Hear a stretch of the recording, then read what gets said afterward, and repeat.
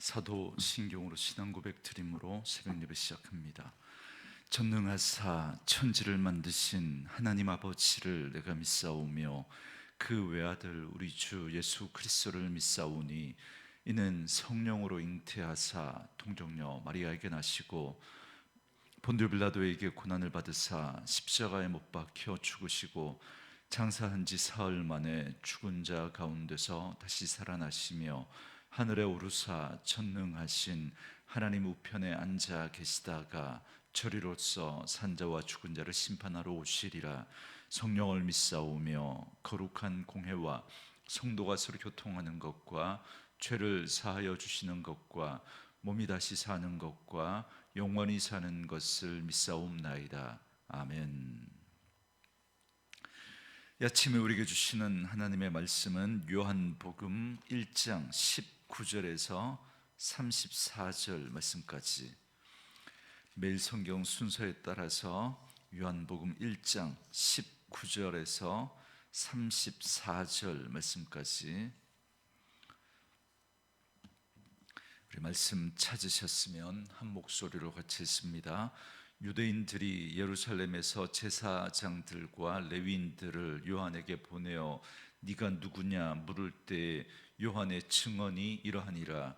요한이 드러내어 말하고 숨기지 아니하니 드러내어 하는 말이 나는 그리스도가 아니라 한데, 또 묻되 그러면 누구냐 네가 엘리야냐 이르되 나는 아니라. 또 묻되 네가 그 선지자냐 대답하되 아니라.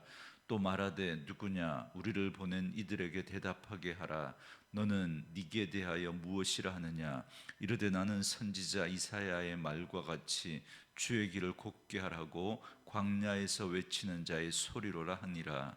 그들은 바리새인들이 보낸 자라. 또 물어 이르되 네가 만일 그리스도도 아니요 엘리야도 아니요 그 선지자도 아닐진데 어찌하여 세례를 베푸느냐. 요한이 대답하되 나는 물로 세례를 베풀거니와 너희 가운데 너희가 알지 못하는 한 사람이 섰으니 곧 내 뒤에 오시는 그이라. 나는 그의 신발끈을 풀기도 감당하지 못하겠노라 하더라. 이 일은 요한이 세례 베풀던 곳 요단강 건너편 베다니에서 일어난 일이라.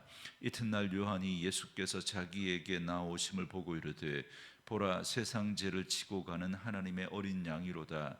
내가 전에 말하기를 내 뒤에 오는 사람이 있는데 나보다 앞선 것은 그가 나보다 먼저 계심이라 한 것이 이 사람을 가리킴이라. 나도 그를 알지 못하였으나 내가 와서 물로 세례를 베푸는 것은 그를 이스라엘에 나타내려 함이라 하니라. 요한이 또 증언하여 이르되 내가 보매 성령이 비둘기같이 하늘로부터 내려와서 그의 위에 머물렀더라. 나도 그를 알지 못하였으나 나를 보내어 물로 세례를 베풀라 하신 그이가 나에게 말씀하시되 성령이 내려서 누구 위에든지 머무는 것을 보거든 그가 곧 성령으로 세례를 베푸는 이인 줄 알라 하셨기에 내가 보고 그 하나님의 아들이심을 증언하였노라 하니라. 아멘. 오늘은 함께 읽으신 요한복음 1장 19절에서 34절 말씀을 중심으로 예수는 말씀, 요한은 소리라는 제목의 말씀으로 잠시 은혜를 나누겠습니다. 요한복음은 흔히 제4복음서라고 일컬어집니다. 마태, 마가, 누가복음에 이은 네 번째 복음서라는 의미가 있기도 하지만 이 세 복음서와는 확실하게 구별된 차별점이 있기 때문에 그렇습니다. 무엇보다 가장 큰 차이점은 마태, 마가, 누가복음이 예수님의 인간적인 면모를 잘 보여주고 예수님이 하신 일에 초점을 맞추고 있다면, 요한복음은 예수님이 하나님의 아들 되심, 그러니까 예수님의 신적인 면모를 강조하고 있습니다. 그래서 예수님이 행하신 일보다는 예수님 자체에 초점을 맞추고 있습니다. 그래서 예수님이 누구이신가라고 하는 것에 더 관심이 많이 있습니다. 그래서 요한은 예수님이 이미 태초부터 하나님과 함께 계신 말씀이며 또한 참 빛으로 이 이 땅에 오신 하나님의 독생자다라는 사실을 선언한 것으로 시작을 합니다. 이게 오늘 우리가 살펴본 본문 앞부분에 나오는 내용이죠. 그리고 이 선언이 사실이다라는 사실을 강조해서 말해주고자 증언자를 세웁니다. 예수님 당시에 어떤 사건, 어떤 사실을 증언할 때 반드시 두 사람 이상의 증인이 필요합니다. 그래서 요한복음도 이 증언이 사실임을 말씀하기 위해서 두 증인을 세웁니다. 하나는 세례 요한이고 다른 하나는 제자들입니다. 그래서 오늘 본문은 첫 번째 증인인 세례 요한에 대해서 말씀합니다. 세례 요한은 말라기 이후 400년 동안 나타나지 않았던 구약의 마지막 선지자다라고 이렇게 말할 수 있습니다. 그래서 예수님 당시에 이스라엘 백성들은 세례 요한을 선지자로 알고 그를 따랐습니다. 그 가운데서 어떤 이들은 세례 요한이 혹시 메시아이거나 선지자 엘리야일지도 모른다라고 생각했습니다. 왜냐하면 말라기 선지자가 메시아가 오기 전에 엘리야가 먼저 올 것을 예언했기 때문에 그렇습니다. 그래서 오늘 본문에 보면 백성들 사이의 소문으로 인해서 급기야 예루살렘에서 제사장들과 레위인들을 파견해서 요한에 대해서 조사하고 있는 것을 볼 수 있습니다. 19절 말씀에 보면 그들은 세례 요한을 향해서 네가 누구냐라고 묻습니다. 이에 대해서 요한은 나는 그리스도가 아니다라고 대답합니다. 소문의 일부와는 달리 자신은 그리스도가 아니다라는 사실을 분명히 밝히고 있는 겁니다. 그러자 그들은 또 다른 소문을 확인하고자 그럼 네가 엘리야냐라고 또 묻습니다. 이 질문에 대해서 요한은 역시 아니다라고 대답을 합니다. 여기서 우리가 한 가지 꼭 짚고 넘어가야 할 것이 있는데요. 여러분 마태복음 11장에 보면 예수님은 세례 요한을 가리켜서 엘리야라고 그렇게 말씀하신 적이 있습니다. 이는 말라기 예언대로 그리스도가 오시기 전에 엘리야가 올 것이다라고 했는데 바로 그 말라기에서 예언했던 그 엘리야가 바로 이 세례 요한이다라고 말씀하고 있는 겁니다. 그러나 엘리야가 실제로 환생한 것은 아닙니다. 단지 메시아 예언이 성취되었음을 보여주기 위해서 엘리야의 역할로 세례 요한이 온 것이지 실제로 하늘로 올라간 그 엘리야가 다시 온 것은 아니다라는 말입니다. 그런데 21절에 보면 예루살렘에서 온 자들은 또다시 네가 그 선지자냐라고 묻습니다. 여기 그 선지자라고 하는 이 말은 구약에 나오는 일반적인 그 선지자가 아니라 유대인들 모두가 생각하는 특정한 선지자를 말합니다. 여러분 이 그 선지자라고 하는 이 말은 신명기 18장 15절에서 모세가 말한 나와 같은 선지자를 뜻합니다. 그러니까 유대인들은 이 말씀에 근거해서 모세와 같은 선지자가 나타나서 로마의 압제하에 있는 자신들을 구원해 줄 것을 믿었습니다. 이를 가리켜서 그 선지자냐라고 하면서 물었던 겁니다. 그러나 세례 요한은 자신이 그 선지자도 아니다라고 대답을 합니다. 그러자 22절에 보면 답답해진 그들은 그러면 도대체 너는 누구냐? 우리가 예루살렘에 가서 뭐라고 보고해야 하느냐라고 세례 요한에게 묻습니다. 이에 세례 요한은 기다렸다는 듯이 자신이 누구인지에 대해서 말합니다. 23절에 보시면 이르되 나는 선지자 이사야의 말과 같이 주의 길을 곧게 하라고 광야에서 외치는 자의 소리로다 하니라 이렇게 말합니다. 여러분 세례 요한은 이사야 40장 3절 말씀을 인용해서 자신은 그저 주의 길을 예비하는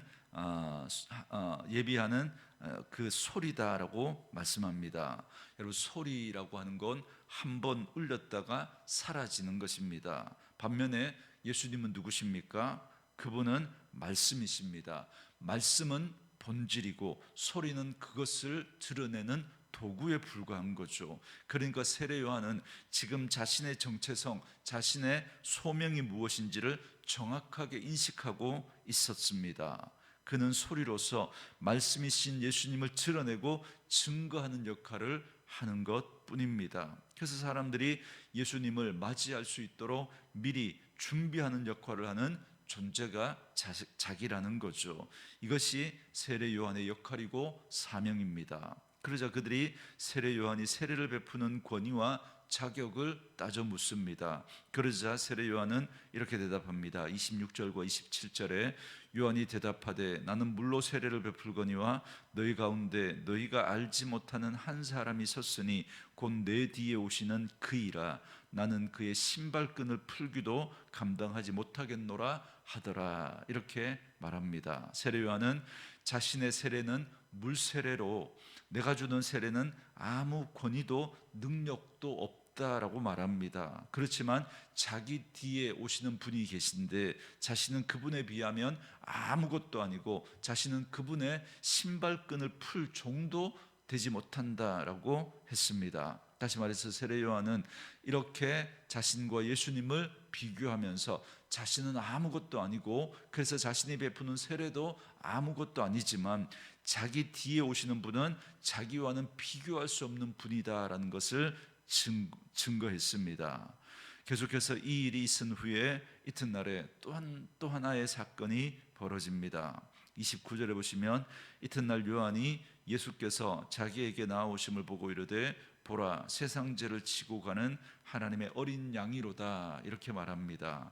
요한은 예수님이 자기에게 오는 것을 보고 세상죄를 지고 가는 하나님의 어린 양이다 이렇게 예수님을 증거합니다. 왜 세례 요한은 예수님을 하나님의 어린 양이라고 했을까요? 여러분 이는 이스라엘 백성들이 가지고 있는 유월절의 기억에서 기인한 겁니다. 여러분 출애굽 당시에 모세는 이스라엘 백성들에게 어린 양의 피를 문설주에 바르라라고 했습니다. 그리고 그 밤에 어린 양의 피를 바른 그 이스라엘 백성들의 그 집은 구원을 얻었습니다. 반면에 그 피를 바르지 않은 이집트인들의 그 집마다 장자가 죽임을 당했습니다. 사람은 물론이거니와 가축들도 처음 난 것은 다 죽임을 당합니다. 이것이 바로 유월절의 유래입니다. 그래서 어린 양은 이스라엘 백성들에게는 하나의 구원의 상징이죠. 어린 양 그러면 바로 구원의 상징으로 그런 이해했던 거죠. 그런데 예수님이 십자가에서 달려 죽으시는 날도 바로 유월절이었습니다. 이스라엘 백성들이 애굽에서 어린 양의 피로 구원을 받은 것처럼